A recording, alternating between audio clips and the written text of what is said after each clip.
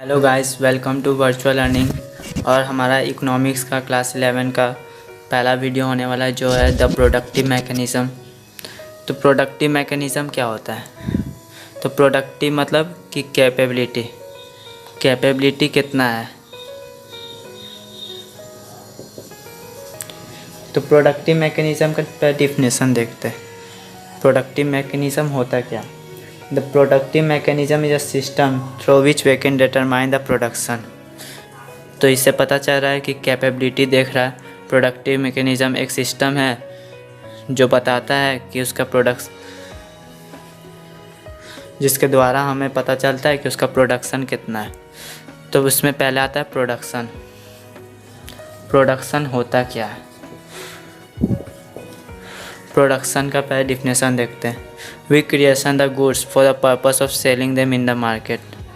ये गुड्स हम लोग बनाते हैं। प्रोडक्शन क्यों करते हैं? प्रोडक्शन गुड्स बनाते हैं प्रोडक्शन से। तो किस लिए बनाते हैं? कि उसे सेल कर सके मार्केट में, इसलिए बनाते हैं गुड्स। अब आता है हमारा क्रिएशन ऑफ यूटिलिटी। तो यूटिलिटी कैसे क्रिएट होता है? तो क्रिएशन ऑफ यूटिलिटी, तो पहले आता है फॉर्म यूटिलिटी, फिर प्लेस यूटिलिटी,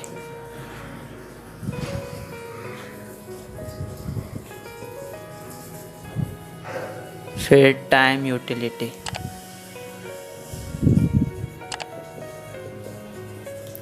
और आखिरी में आता है हमारा सर्विस यूटिलिटी।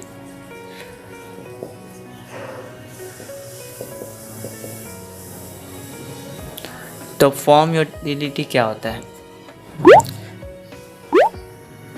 तो फॉर्म यूटिलिटी होता है जो एक फॉर्म को दूसरे फॉर्म में चेंज कर देता है। जैसे कि एक वुड है, उसको वो हमारा कुछ काम आएगा, लेकिन वो कारपेंटर का बहुत काम आ सकता है।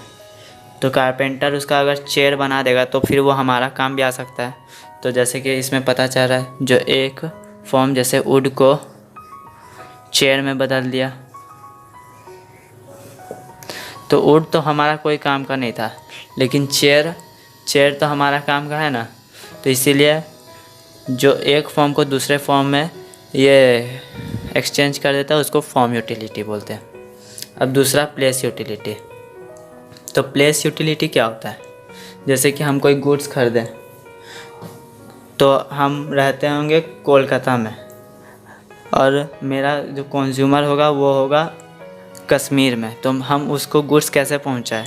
तो प्लेस यूटिलिटी हम लोग को मदद करता है एक गुड को एक प्लेस से दूसरे प्लेस में हम लोग अपना गुड्स को भेज सकते हैं। तो ये सब प्लेस यूटिलिटी के द्वारा हो सकता है। और तीसरा आता है टाइम यूटिलिटी। तो टाइम यूटिलिटी क्या होता है? तो टाइम यूटिलिटी में पहले हम लोग एग्जाम्पल से समझते हैं। तो मानते हैं कि स्वेटर हम लोग ठंडा में पहनते हैं स्वेटर। तो क्या वो ठंडाई में बनता है स्वेटर? नहीं, वो तो गर्मी में बनता होगा, लेकिन वो फिर स्टोर करके रखा जाता है। तो उसको वेयर हाउसिंग बोलते हैं, जहाँ पे वो स्टोर करके रखा जाता है। और फिर ये टाइम टू टाइम यूज़ होता है। तो इससे हम लोग का इसको सस्टेनेबल कंजम्पशन भी बोल सकते हैं। मतलब कि जो हम लोग यूज़ करते हैं प्रेजेंट में, और उसको फ्यूचर में भी स्टोर करके रख सकते हैं कि उस टाइम भी हम लोग यूज़ कर सकते हैं। तो सर्विस यूटिलिटी क्या होता है? सर्विस यूटिलिटी जो हम लोग को सर्विस प्रोवाइड करता है, ये इंटेंजिबल गुड होता है, जिसे हम लोग ना देख सकते ना छू सकते, लेकिन हम लोग का सेटिस्फेक्शन पूरा करता है। उसको बोलते हैं सर्विस यूटिलिटी। अब आता है हमारा प्रोडक्शन इज़ फॉर सेल। तो इसका मतलब क्या होता है? प्रोडक्शन इज़ फॉर सेल, जैसे कि हम कोई गुड बनाए, अगर हम उसी को उस गुड को हम अपने खुद ही यूज़ कर रहे हैं, तो वो सेल नहीं कहा सकता है ना। हम लोग अपना परिवार वाला को दे रहे तो उसको भी सेल नहीं बोल सकते। अगर वो, ये मॉडर्न डिफिनेशन है, अगर हम लोग रियली कोई मार्केट में जाके सेल कर रहे हैं तो उसको सेल करें, उसी को हम लोग सेल बोल सकते हैं। नहीं तो ये सेल नहीं मानेगा। Production of is for sale. अब आता है हमारा फैक्टर्स ऑफ प्रोडक्शन। तो फैक्टर्स ऑफ प्रोडक्शन होता क्या है? तो फैक्टर्स ऑफ प्रोडक्शन होता है जिसके द्वारा हम लोग कोई चीज़ या कोई सामान बनाते हैं, उसको फैक्टर्स ऑफ प्रोडक्शन बोलते हैं, और जिसको हम यूज़ करते हैं कोई सामान बनाने के लिए। तो पहले आता है हमारा लैंड। तो लैंड क्या होता है, ये सब हम लोग अगले चैप्टर में पढ़ेंगे पूरे डिटेल में। तो आज हम लोग बस इसके इंट्रोडक्शन। लैंड होता क्या है? लैंड होता है ये बस सरफेस एरिया ऑफ अर्थ नहीं है, मतलब कि बस एक ये जगह नहीं है, इस फ्री गिफ्ट ऑफ नेचर है। जैसे कि कोल हमें फ्री मिला, जिससे बहुत कुछ हम लोग करते हैं। पेट्रोल से गाड़ी चलाते हैं, और फिर डीजल, ये सब तो हमको मिला है, लेकिन ये सब लिमिटेड है, और ये सब को कंट्रोल ह्यूमन ही कर सकते हैं, मतलब हम लोग कर सकते हैं। और आगे चलते हैं लेबर क्या होता है? जो अपना फिज़िकल और मेंटल एफर्ट देता है, किस लिए? For production of goods and services. अब तीसरा आता है हमारा कैपिटल। तो कैपिटल क्या होता है? जैसे कि पूंजी, जिसको हिंदी में पूंजी बोलते हैं। तो पूंजी होता क्या है? जो हम लोग सेविंग जमा करते हैं कहीं पे इन्वेस्ट करने